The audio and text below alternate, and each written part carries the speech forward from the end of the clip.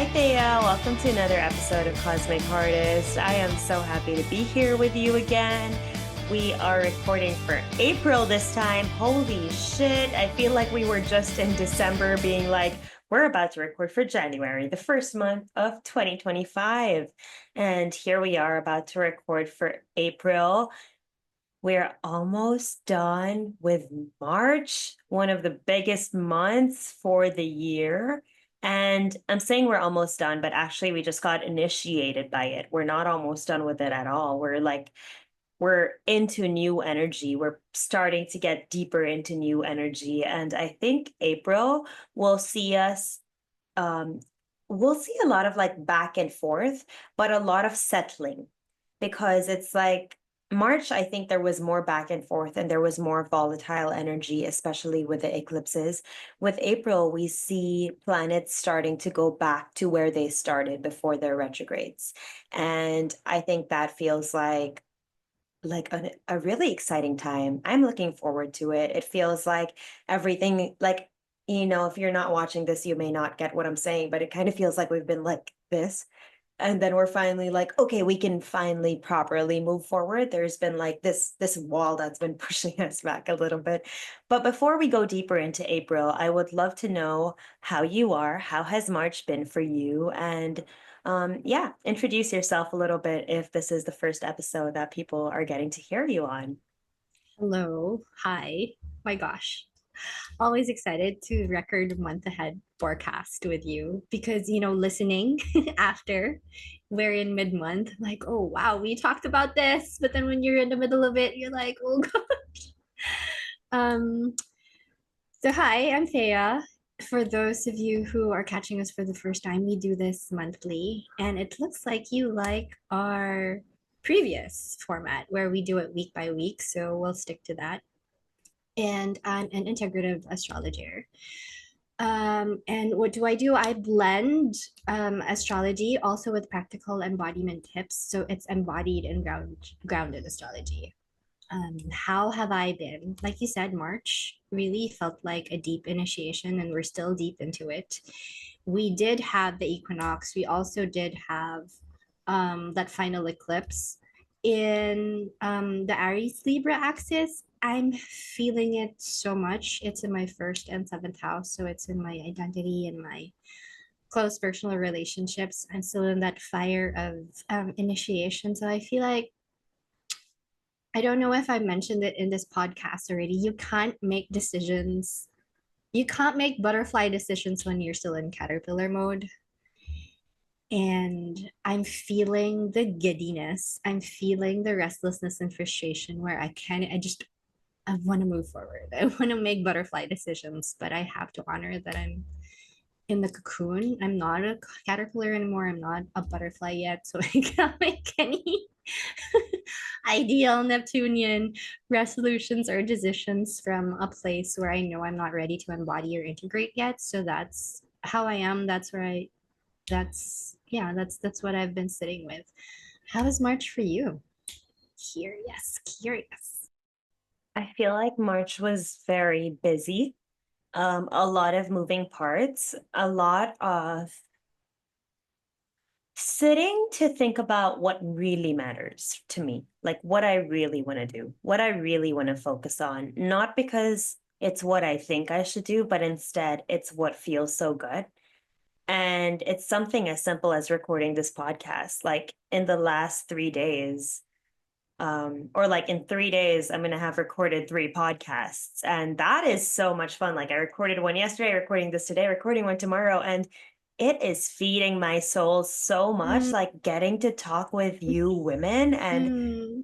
I mean, it's just like to witness, to witness women that remind us of ourselves or that Mm, mirror back like the artist within. I think mm. there's incredible beauty there. So it's been really busy, but it's also been really intentional and really purposeful, which I love. Thank you for asking. And I want to say that how you said that you feel like you're in a cocoon, a lot of us may be feeling like that actually coming out of March and moving into April because Mercury is still retrograde, Venus is still retrograde, Mars is direct, but still in Cancer.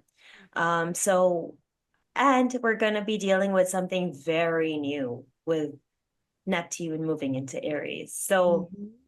I feel like we'll all kind of be looking for our footing. The image that's, and Jana mentioned this as well in the episode that I did with her, but the image that's coming to my mind, maybe I listened to that the other day, and that's why, but a deer um, learning to use its legs. You know how I've seen a few movies where, like, the first time a deer is born and they're like trying to use their legs and they're falling because they're Yeah. just such long legs. That's the image that's coming to mind right now because I feel like we're all like that. We Mm. are all kind of trying to find our footing, trying to figure out when we need to be using those really long legs or when we need to be shape-shifting into ducks and using our little like waddlers, you know, Yeah. we now have that ability to shapeshift because we have been through so much. And Mm. being through a lot gives us texture. Being through a lot gives us different tools. And so we now have that tools. And maybe even though we're cocoons or we're caterpillars in cocoons, we went through the process of being a caterpillar. And through the process Mm. of being a caterpillar, we did gain those tools. So it's Mhm. important to remember now that we have tools, especially when we feel like we want to punch the wall. Like, come back to the tools that you have because you have them. I want to give a little bit of a idea of what's going on with the planets going into April before we start talking about the first week of the month. Go for So it. we have Mercury retrograde in Pisces, Venus retrograde in Pisces, Mars is in Cancer, Saturn is in Pisces, Uranus is still in Taurus, Mhm. Jupiter still in Gemini, Neptune freshly in Aries, and Pluto in Aquarius.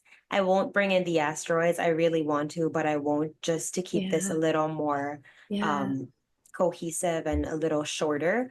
Yeah. But maybe someday, maybe in the future, we'll do an asteroid deep dive. But for today, we'll keep it to the planets. So Mhm. first week of April, Thea, here's what we have going on. So we Oof. have the moon moving through Taurus and then through Gemini and then through Cancer.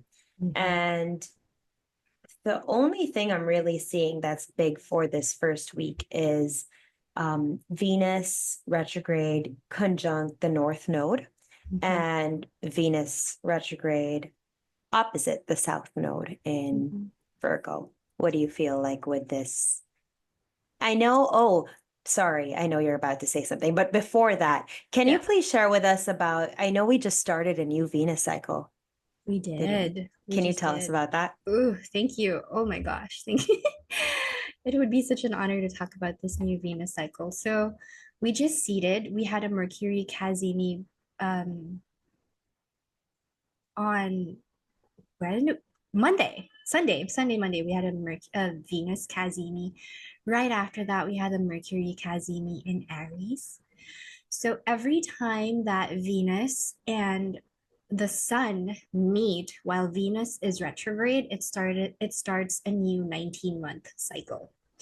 And some schools call it this Venus meta goddess, where the archetype of where this conjunction is seated, in this case, it's in Aries, that will be the theme that we will be carrying forward, or what we will be stepping more into for the next 19 months. And it's so beautiful when you work with Venus because there's we talked about the caterpillar moving into this, and it's very much like that, because the Venus cycle, like the cycle of the sun or the cycle of the moon, it has a descent phase and it has an ascent phase. A descent phase is when Venus is morning star, which Venus is now. It has transitioned from evening star. So if you look for Venus in the west during sunset, you won't see her anymore because she has transitioned to morning star and will be morning star for the next 9.5 months. So this is what we call her visible descent phase. So for the next 9.5 months, we have reflections around how we're not stepping into Venus and Aries.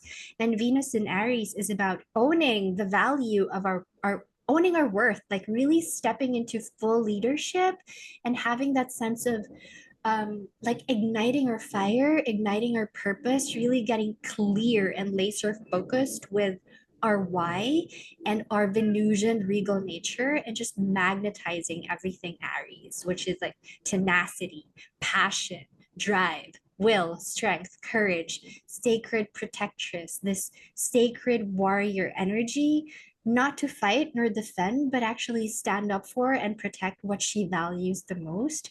And in Aries, it starts with herself and it starts with self love. I think I'll stop there. Just, I feel like that's already a lot to digest. And it's like every month inviting you to, like, in terms of Venus, really soak in and soak up in reflection where you've allowed outside forces to dismember you, because Aries nature has a lot to do with like severing or cutting away, like how you've allowed outside conditioning, outside people, outside anything outside of yourself, how you've outsourced all your worth, your creativity, your sense of leadership, and how might you bring that back? How might you remember, put it back together again? Because the next 9.5 months is about surrendering and remembering. You give back what you outsource, and you put back together again what you are willing to insource for yourself. So it's big. And we have a lot of Aries. Neptune is also stepping into Aries. So this is really like a bold initiation into new pathways of creativity and worth that we're aligning with. So exciting. So, what do you have to say about the conjunction and opposition happening on the third? I feel like everything you said already covered it.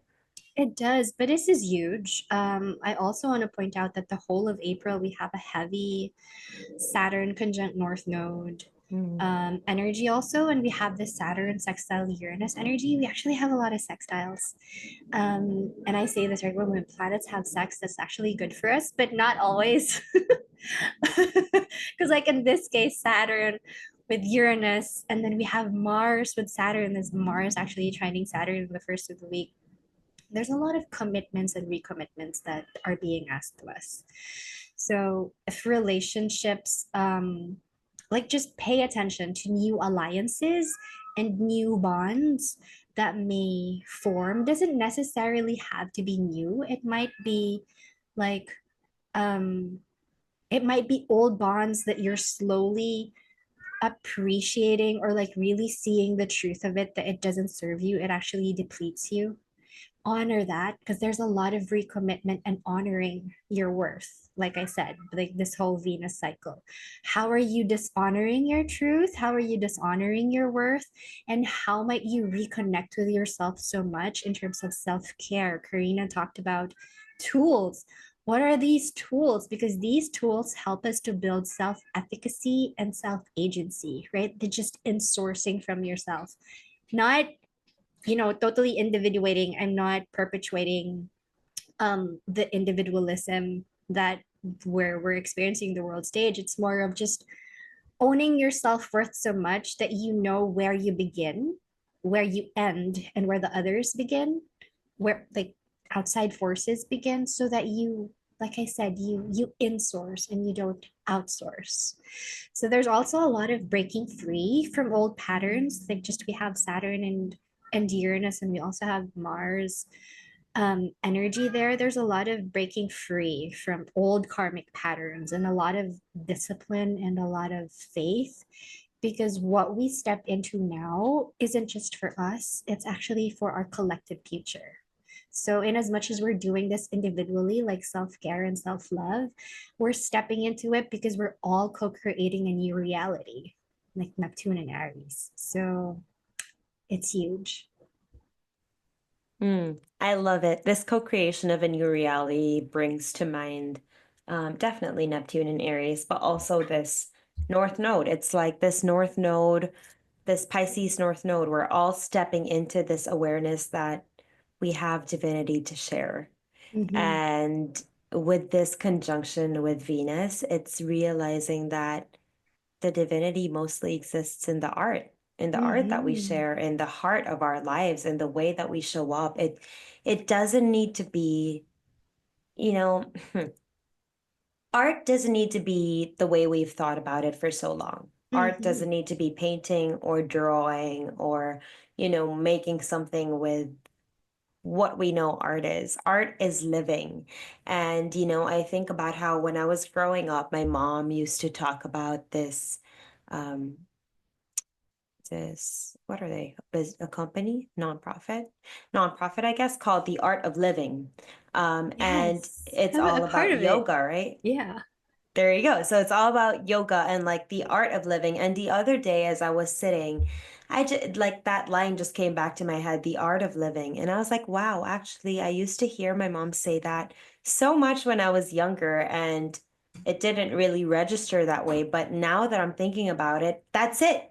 Like what we're talking about right now, the reason we even give this guide is for the art of living so that we can live in a way that feels authentic and true and embodied, and we feel good about ourselves. Like we Mm-hmm. feel good to live in our bodies. Mm-hmm. And so I think a good thing to do this week would be come back to the things that make you feel happy to be in your body. Do more of those things. Remember why you're here. Remember what makes you happy to be here.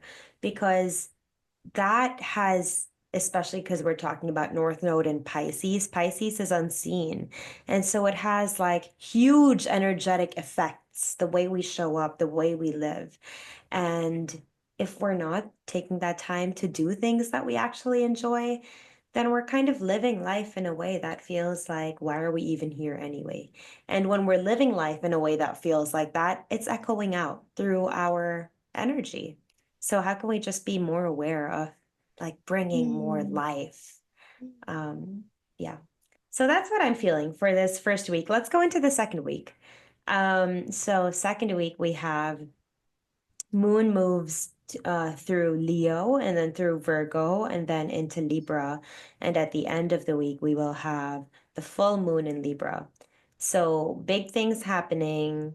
On the 7th, we have Venus retrograde conjunct Saturn in Pisces. We also have Mercury stationing direct at Mm-hmm. 26 degrees 49 minutes in Pisces. Wow, hallelujah, thank God. And then on the 12th, we have the Sun conjunct Chiron. Chiron. And then on the 13th, we have the full moon at 23 degrees 19 minutes. That's at 8:21 a.m. Philippine time.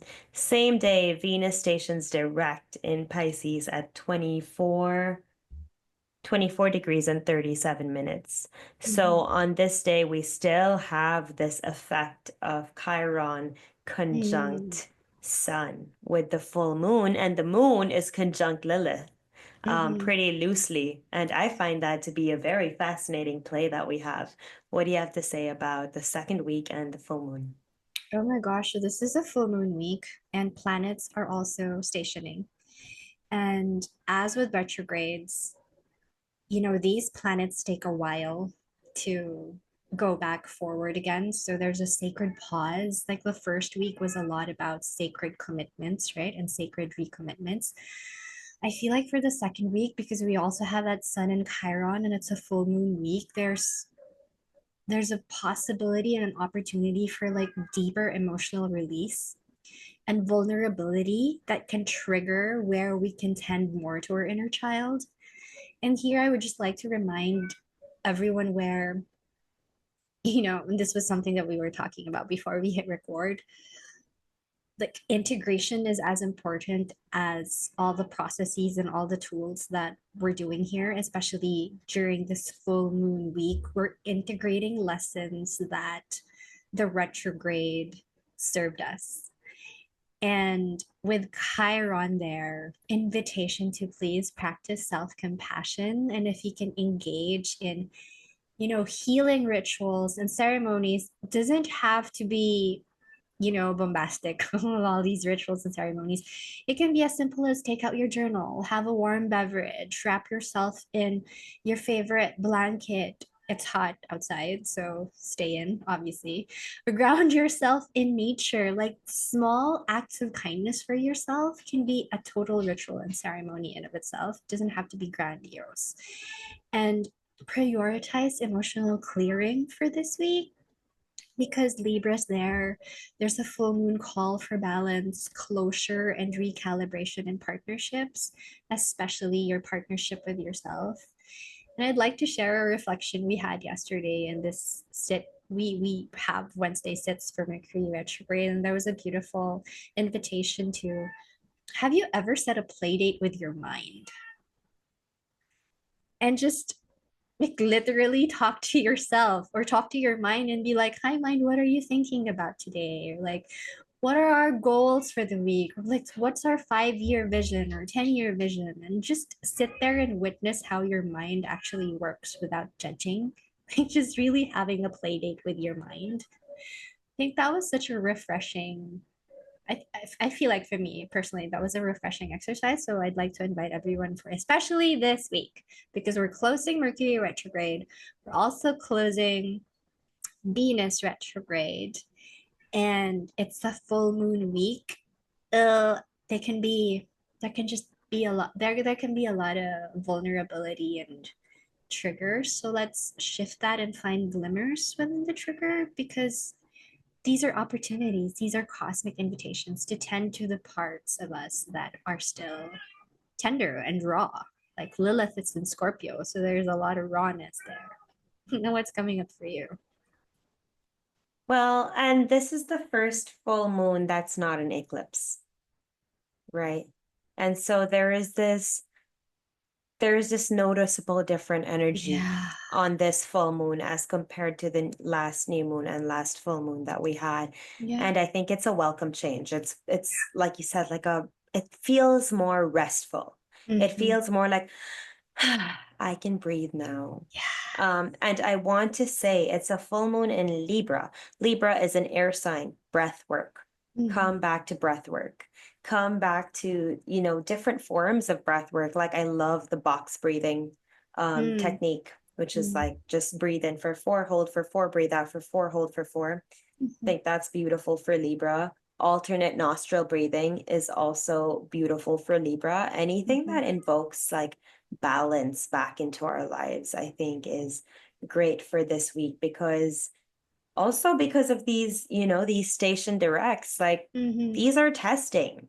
These are testing days. I think I learned from you how like the days that they station retrograde and the days that they station direct are some of the most like are some of the Mm-hmm. biggest days, and the delays and the communication mishaps and whatnot that we talk about with Mercury retrogrades especially are more obvious on Mm-hmm. these days. So no, just know that the 7th is a day to kind of just be calm with yourselves. Like I was telling Thea before we started recording how since Mercury retrograde started, I've been seeing so many mishaps, and I could have been like, this is terrible. Why is this happening?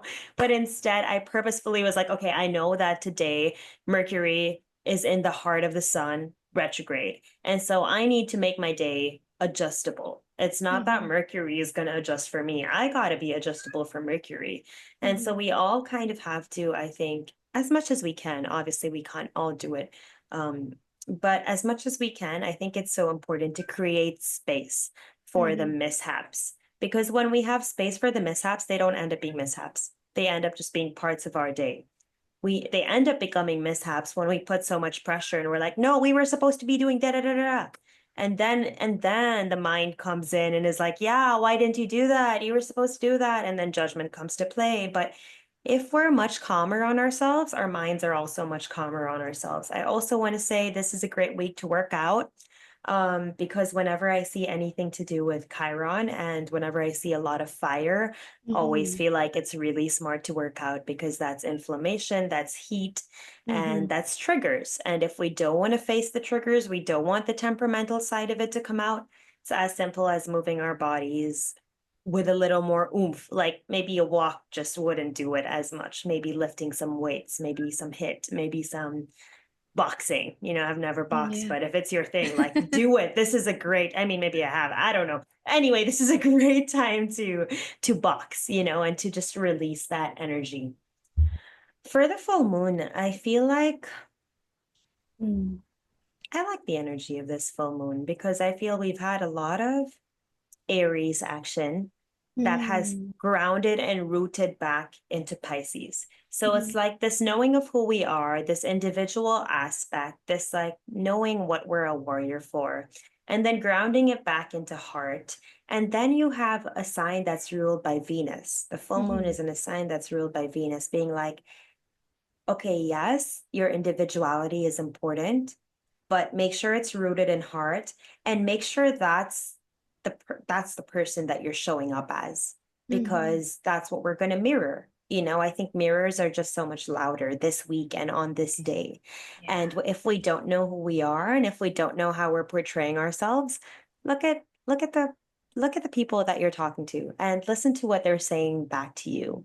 And if what they're saying to you sounds so amazing, know that that's you too, because they're just Mm, reflecting exactly you. Does that make sense? super, super. So that's me for the second week. Okay, let's go into the third week. I love this format. It feels so much less overwhelming. It's like, all right, we are actually moving. Because if you guys are listening to this for the first time, our first, until last month, we were Yeah. going day by day and talking about what's going on day by day when there's a big transit. And that was taking a lot of time because, of Yeah. course, we want to share with you everything that we know about what's going on. But this way, I think it's easier to kind of just get an overview.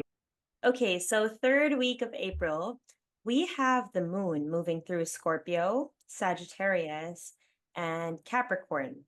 So this week on the 14th, we have Saturn conjunct North Node and Saturn opposite South Node. And then on the 16th, Mercury re-enters Aries, where it started its retrograde. And then on the 17th, we have, oh, this is a big week. Mm-hmm. 17th, we have Mercury conjunct Neptune for the Mm-hmm. first time in Aries. In Is this the Aries. first? This is the first aspect Neptune is making in Aries. Venus also. Venus with Neptune and Aries.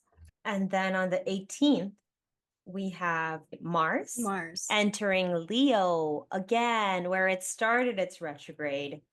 And then on the 20th, that's the last quarter moon, and we have Sun moving into Taurus and Venus again conjunct North North. Node and Venus opposite South Node. This time, Venus is direct, no longer retrograde. And so this will have a little bit of a different flavor from the conjunction that we were talking about that happens in the beginning of the month, right? Mm-hmm. Mm-hmm. What do you have to say about this week? Big week. Huge week. So I think I led on to this week saying that we have a Saturn North Node conjunction this month. And this transit doesn't happen, like Saturn doesn't meet with the North Node all the time. It happens every 12 years. So we started this episode saying that this month is about recommitment, right? We started that first week with a lot of recommitment. We're gonna feel that again, and we're gonna feel that mostly on the third week. So it can feel highly pressurized just because we also have, Mars re-entering Leo again. And I talked about like all these planets when they go retrograde, there's still a shadow period, meaning they finish off where they started their retrograde from. So Mercury and Venus, they started the retrograde in Pisces. They're entering Aries. Um, and then they go back to Pisces, and then they go back to Aries again. So this cosmic cha is happening. And this week we may get more clarity, but I'm not saying that the fog has totally cleared off because we have that Mercury Neptune conjunction. And you're right, it's actually the first aspect that Neptune and Aries does. And it's in 0 degrees of Aries. So every time there's this very fresh new energy, and especially for Neptune, we haven't, this is a once in a lifetime thing. Like it has been 165 years. I can't even wrap my body or mind around 165 years. So this transit hasn't happened in 165 years. So this is really about trailblazing new things. But we can't trailblaze new things unless we really witness what is ending and grieve that. I think Karina, you and I were also talking about how we can just sit with grief and sit with the uncertainty and the longing of grief without just overprotecting or armoring or distracting ourselves or dissociating ourselves from what is actually there. And that week is, I feel like, is where we get to court with our courage, like court with the edges of our grief, because that's where we find a different layer of courage. We have the moon in the last few signs: Scorpio, Sagittarius, and Capricorn. We are being asked to take responsibility for our feelings, not project it, hold it, witness it, be in it without, as much as possible, be in a reactive state. We have, we're building up to a final opposition of Mars and Pluto, which actually started our year. So that big fire that we experienced on January 2, that was a Mars Pluto opposition. We're building up to that last week of April. So for this week, my invitation would be like really try to sit down. We're coming off that full moon of balancing, right? Is this deception? Is this confusion? Is this really clear? Or am I just am I misleading myself? Being am I allowing myself to be in the middle of miscommunication? How can I clarify the details? How can I be more curious than actually be more perfectionistic about what I need to do? Just because the fog in the ether is still a bit unsettled, it's amazing. It's beautiful for imagination, like creativity, get your artistry. It's a week to get that on fleek for sure. So maybe we can channel in different ways. Like what can we do from with our, yeah, what can we do in terms of art? Mars enters Leo again, so there's boldness and creative drive and surge, so we can feel inspired again to take charge. But again, just an invitation to temper that flame. Um, and again, the balance, like where can this be, where is this ego driving me versus me leading from my heart? Where is overconfidence versus just radical authenticity of me expressing my truth? Like we have an opportunity to allow ourselves to get more details and clarify the details of what we really want to move forward with, and just court all the edges that we can court, because again, we need to muster all the courage because we're trailblazing new paths, is what's coming up for me. I love that you're using the word court. We were at lunch the other day and with Nav's family, and me and my sister-in-law were using the word court. And Mm. Navs was like, no one uses that anymore. And so we had a whole like a while going back and forth about what it is these days. So Gen Z peeps, let us know what it is. But I love to use court. Me It's like too. nothing compares. Mm. So like maybe it's because we're from the Philippines and we've used it a lot, but nothing compares to that feeling of being courted or to that feeling of courting. Mm. Mm. So maybe All court right. yourself this week. Yes. Yes, to court yourself. Court yourself every week. Right. Court Sun yourself enters your Taurus whole too. life. Sun enters Taurus this week too. So Mars enters Leo and then Sun enters Taurus. Oh my gosh. So yeah, the last week And of they April. form a Square. square. So it's gonna be a fun last week of April. This is a square I know all too well. I have my sun in Leo and my moon in Taurus. And I mean, but this is really fun because it's all about adding beauty to our lives. It's all about coming back to like what lights us up, what fans our fire. Finally, freaking finally, we're moving forward. Like, we're moving forward again. It's been a while. Like, Yeah. yes, Mars has been moving forward since February, but It's still still in the in same shadow. sign. Yeah, it's still in shadow. Exactly. And so, I mean, this is a huge week. It's crazy because I'm looking, being like, wow, this is such a, opportunistic week. And this week we have my dad's prayers for 11 and a half months of Mm. being in the spirit world. I don't know why. My mom was saying, I think in Hinduism, we believe it takes 11 and a half to 12 months for a spirit to make its journey. But I find it very interesting that it's 11 and a half months rather than 12 months. I Hmm. don't know. Quite strange. Anyway, so I'm just thinking about that and how that comes to play in my personal experience, but removing my experience from the story, I think this is a beautiful week to create new ideas. Like you're saying, like there is just so much magic, and I think it's important to make sure that we're not overly distracting ourselves this week. Hmm. Because when there is a lot of energy, there is a tendency to unknowingly distract ourselves. And if we are not distracting ourselves, if we are putting ourselves in front of canvases, whether the canvas is a journal, a laptop, an iPad, like flowers, whatever the canvas is, that will, I feel like that will provide us with ideas, with inspiration. But if we are distracting ourselves, we're gonna feel the downside of Aries, I feel like, Hmm. especially with Chiron still being pretty close to the sun. Hmm. Hmm. Um, all right, I think you did a great job with explaining everything happening with the month. So I don't, with the week, so I don't want to go over it again. Let's move into the next week, the fourth week. We have, um, on the 25th, we have Venus conjunct Saturn in Pisces.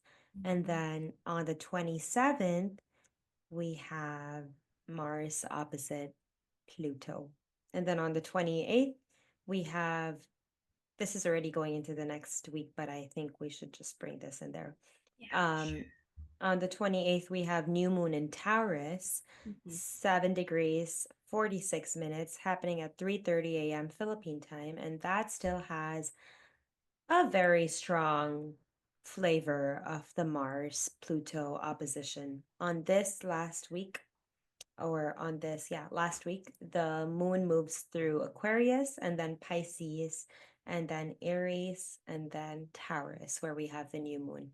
Hmm. What do you Hmm. have to say about this week? And what do you have to say about this opposition? Okay, so this whole Mars retrograde, cha cha cha, the theme of it, like the biggest dance is this Mars Pluto opposition. So this will be the third and final time that that opposition happened. So you can look back what was happening for you um, early part of September in terms of power dynamics and power plays. Oppositions have a lot to do with Libra, like balancing, holding the tension of the opposites. And with Pluto, it has a lot to do with power struggles. And allow me not to just throw that term loosely. When I say power struggle, let's reel this in, right? Like where have you given your power away? I think we started this episode talking about outsourcing versus insourcing, and it's a beautiful way to end the month. We reflect with where am I giving my power away in terms of relationships, in terms of mindsets, in terms of patterns, right? We have this whole retrograde journey, even with the eclipse, to help us clarify that. And that full moon in Libra to help us recalibrate, find balance, find center, because it's preparing us for the end, the fourth week, where we have this opposition that just has a lot of fire and air. And energetically, I'm just going to bring back what happened on the first week of January when we had all those wildfires. That can be like the energetic theme in the global stage. So, how might we use our power and our fire with more artistry so that we actually use that sacred flame to ignite hope, to ignite love, to ignite harmony versus stoking the power dynamics that's already so prevalent in the world stage? How might we temper the flares inside of us so that when we are faced or when we engage in volatile situations, we actually bring more beauty? We have Venus and Saturn meeting again. This is the third and final time in the retrograde journey. So, how are we taking responsibility for the beauty that we're actually here to share? How might we take responsibility for the art that we're here to create, and how might we magnetize, more harmonious relationships for ourselves because we're stepping into that frequency? we're flowing. It's very Venusian, and Venus in Pisces is exalted because Venus loves it in Pisces. How are we forcing versus flowing? How are we magnetizing it instead of manifesting all the time? And then we have this new moon in Taurus to ground all these new beginnings that we are experiencing, like all these endings and all these new beginnings. I feel like it's very ideal for us to really reimagine what pleasure means for us, like what security and sustainability means for us, but also staying flexible how we can attract those, like how we can attract more of that. And then it's really practicing patience and mindfulness. I mean, when we have that Taurus squaring that Leo and then squaring that Aquarius, there can be a lot of impatience. There can also be a lot of distractions that can be destructive. So how might we be more intentional and be more heart-centered and come from soul more than the stuff that I just mentioned before that? So we can use that week for intense self inquiry so that we can really step in with fullness, with intention, with mindfulness, and just being more conscious with the energy that we bring in wherever we go. I love the word, or I love that you brought the word intense in there because we have something in Leo, we have something in Taurus, we have something in Aquarius, and we Aquarius. have nothing in Scorpio Yeah. other than Lilith. And so Lilith that's is the there, yeah. release. Yeah. That's the release, which is like deep and raw. Yeah. And I feel like if we approach, I think it's very important to know when it's okay to open up and be vulnerable. It's Mm. very important to know who are the people that will catch you and who are the people that see you when you're going deep. But after that preface, I want to say when we approach things with depth, with truth, and with intensity, I think naturally it ends up all flowing out in a way that's more heartfelt, that's more in the name of community, that's more in the name of like taking care of the earth, rather than when we're trying to go manipulate, let's say, a I downside love of it. Scorpio, then that way, or a downside of all the fixed signs, right? If we're trying to manipulate, then that it works with all of that. And then that power play comes into structure again. So it's very easy. It's very easy. It takes one choice. It takes one choice to have everything else play out. Once again, we're coming back to intentionality, which is something we come back to again and again on this podcast with so many different episodes at this point. It's all about the intentionality of how we're approaching our lives, our days, and really everything. And so I love that before we have the Mars Pluto opposition, we have the Venus conjunct Saturn, because it's like an invitation to really be accountable to our heart. It's an Mm. invitation to really be true to who we are, to really dig deep and like root. It's like root in there. You have the sun in Taurus, it's that much easier to root. You have the North Node in Pisces. We have Saturn in Pisces. We still have Venus in Pisces. We still have that ability to go so deep into devotion. Mm. And so I think that's the invitation. Go deep into devotion, go deep into intentionality, go deep into the energetics of what we want to play out. So that once this opposition happens, we're acting from a space of accountability rather than from a space of I never did what I wanted to. Now I'm jealous of everyone else that's doing it. Because I think that's exactly what this opposition feels like to me. Because Leo is all about Mars and Leo. Let's break it down, right? Mars and Leo, going for what you want, expressing yourself authentically, radically, and truly. But when you don't, it can look like a temper. It can look like inflammation. It can look like huge entitlement. And then on the other side, we have Pluto and Aquarius. Pluto and Aquarius, huge collaboration, like Mm. beautiful coming together of tribes and of people that are of like kindred spirits. Mhm. But the downside is everything going on with AI and everything that we really don't know. I think there's just a lot that we don't know.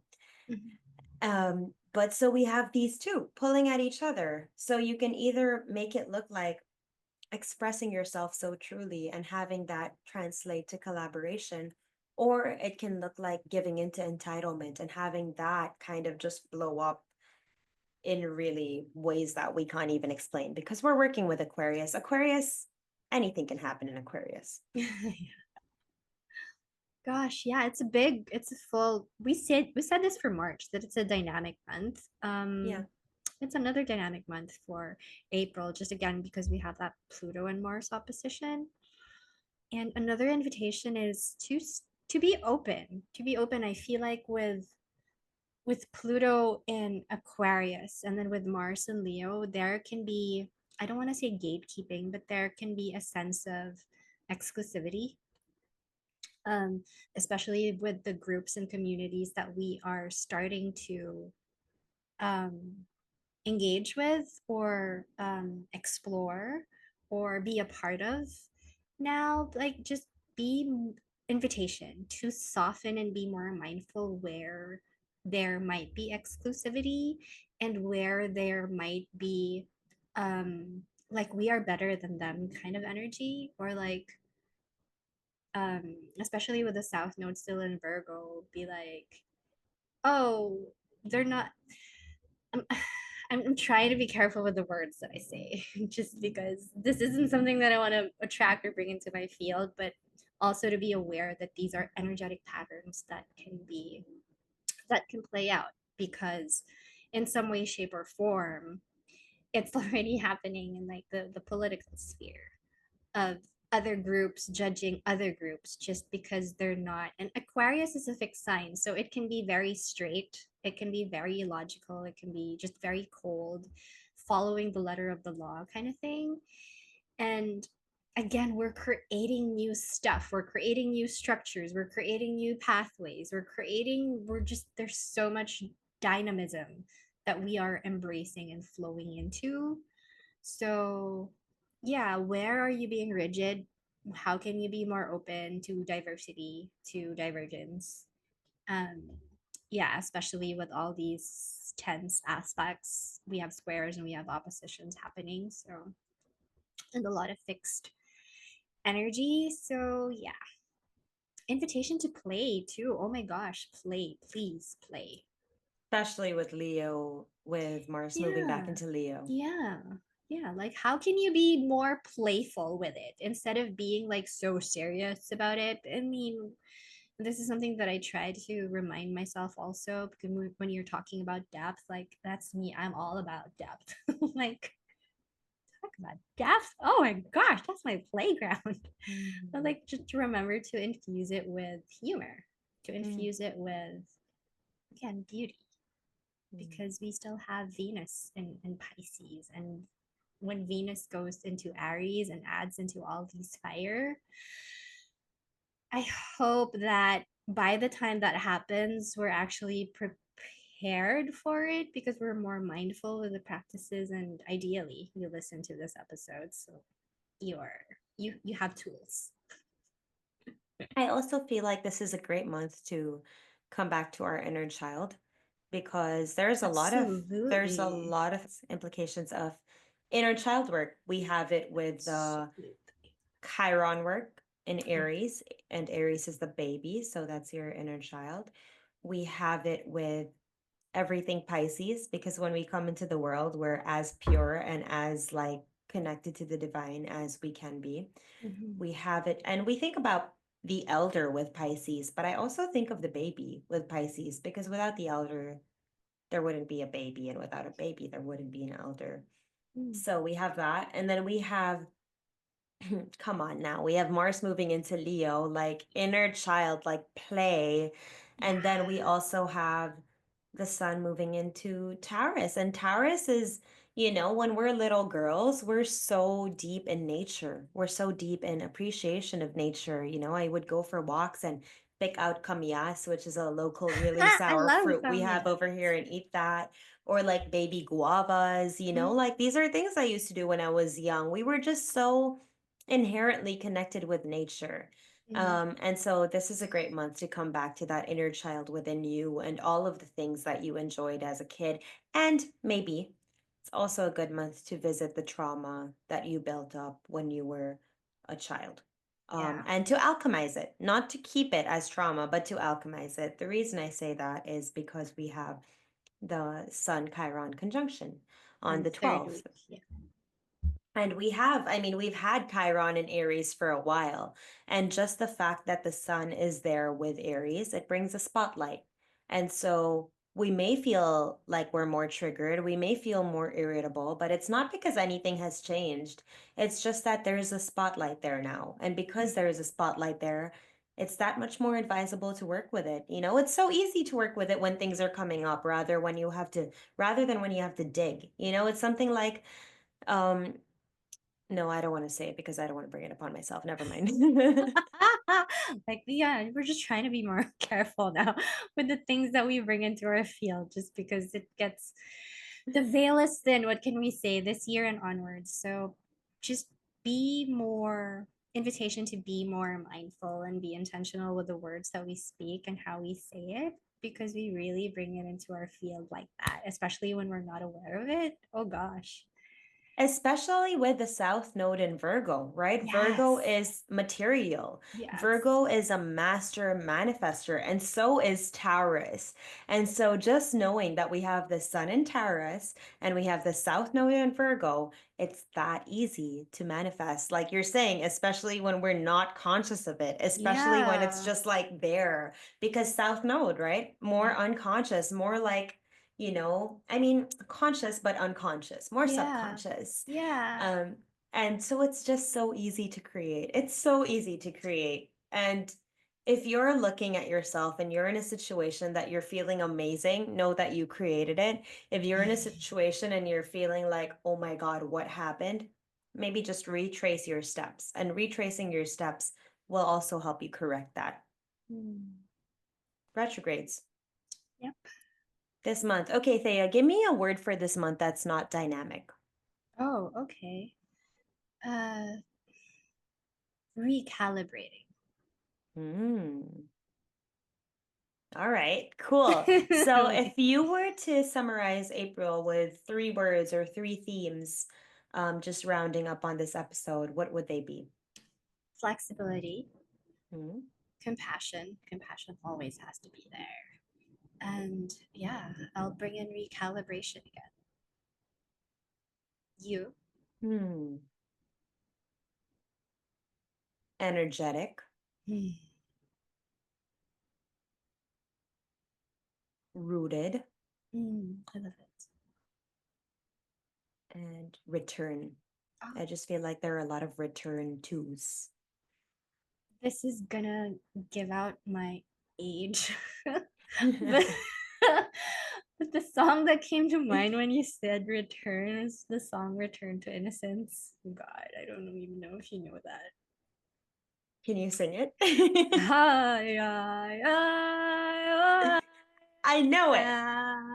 hi, hi, hi. Oh my God. Return to innocence. Maybe that's a channeled message for this month. Right, because we were talking about inner child and all these things. Oh God, I love it so much. Yeah, return to your childlike wonder and innocence and stay fresh, stay curious. There's so many changes happening. So give yourself compassion and grace. You're doing great. You are doing great. We're cheering you on. If you need more, drop into our DMs. We're happy to send you like 500 hearts on fire, being like, you got this. I'm so here for those hearts on Cosmic fire. cheerleaders. Yes. Okay, Thea, we're doing something so I exciting. love it. I missed it so much. Go for it. So back in the day, Thea and I used to do something called practical cosmic magic, which was Mm-hmm. kind of similar to what we're doing here right now, but we would do it on Thea's platform. And after every episode, I would pull some cards or allow some cards to fall out to kind of just pull together the themes that we talked about. So I don't know. Today I'm just feeling like it's a fun day. I haven't touched my deck in a while. It's a very Neptunian Pisces. The Venus is re-entering Pisces. Please indulge. Oh, Okay, something dropped. the first card is the Lovers. Oh. Gemini, Libra energy, balancing. Ooh, they're all reverse, but I don't read reverse cards. So, Your Taurus moon with your ooze. death. The second card was death, which is why I oohed. Darn. Go, All Saturn. right, we have three cards. Mm. All right, so the first card is Lovers. I love this deck and the way this deck brings about the lovers because literally everything is the opposite within them. She's young, he's old. She's white, he's black. But they're so into each other. Like they're both so willing to learn from each other. They're so willing to collaborate with each other. And I feel like the message in this card, of course, is how can you be your own lover? How can you come back how can you bring back the different parts within you and have them remember that you actually, or, what actually wants to come through is how can we have our hearts and our minds be lovers again? How can we have them work together towards the same thing rather than always have them pulling at different directions? The second card is death and rebirth, which is this is, I mean, we already know these are big endings. We are in a year of big endings, but also big beginnings. So how freaking fitting. Death and rebirth. Are you kidding me? Can't make this thing up. We say this all the time. We just can't make this thing up. And so this is an invitation to be reborn in a way that's intentional, in a way that you want to be reborn. Like if you are already going to the death portal, like Mm, if you are going through that death portal, why not plant new things in that fertile soil? Why not plant new versions of you so that once that comes to fruition, you look back at the death that you had and you're like, thank you. How mm, powerful is it, right? To think death. mm. Um, my God. And then the Five of Wands. This card is all about collaboration over competition. Wands is all about passion. It corresponds to fire. And so it's instead of, like you were saying about the communities, right, with Mars and Pluto, like instead of judging other communities, instead of being like, we're doing this and they're doing that, how Yeah, can we tie communities together? How can we work together? How can we, instead of all having our individual agendas, yeah, take what we've learned about our individuality and tie it together with other people? All this Aries, I feel like the point of all this Aries is to be a little selfish just to know who we are yeah, and then use that. Not like be selfish and then forever that's just you. It's like be a little selfish just to learn and then come back to community. Come back to being in a relationship. That's the message of this whole month to me when it with like things starting with Aries and then moving back into Pisces and then moving back into Aries and then this full moon in Libra. It's mm-hmm. like, how can we know who we are so that when we come together in relationships, when we come together in community, how can we be one with ourselves? It's not that we're incoherent and we're coming to be together with other people. It's that we're working in coherence. And so Mm-hmm. when we join a group, that group becomes even more coherent because of us, more resonant because of us, not that we're the disruptors of the energy. Whew, these cards, they never lie. No, I love it. I love it. I missed it. I missed this format. So I hope you guys are liking the card pulls at the end of every episode, especially since we're condensing it week by week and not daily. Mm. Yeah, I really enjoy our monthly cosmic artistry. I really hope it serves. This is a rock star year. This is a year to really dream wide awake and be more active participants to the future that we are all co-creating together. So I hope that this helps. Thank you, Thea. I'm sure it helps. I mean, it helps us. It For helps you and sure. me. For sure. I go back and listen to it and it really, really helps me. So thank you Yeah. for showing up and thank you for saying yes every month and thank you for coming and chatting about the astrology with me. It's actually really nice to have this outlet to be able to just share what we're seeing and then Mm, if it helps more people, that's amazing. If it mhm. doesn't help more people, it's amazing that it's helping us because Yeah. it's what we feel is needed. Yeah. So thank you, Thea. I just love you so much, and I'm so grateful for you. And I'm looking forward to April with you, and we will catch you here in our May overview. My God, the months, they're flying. No.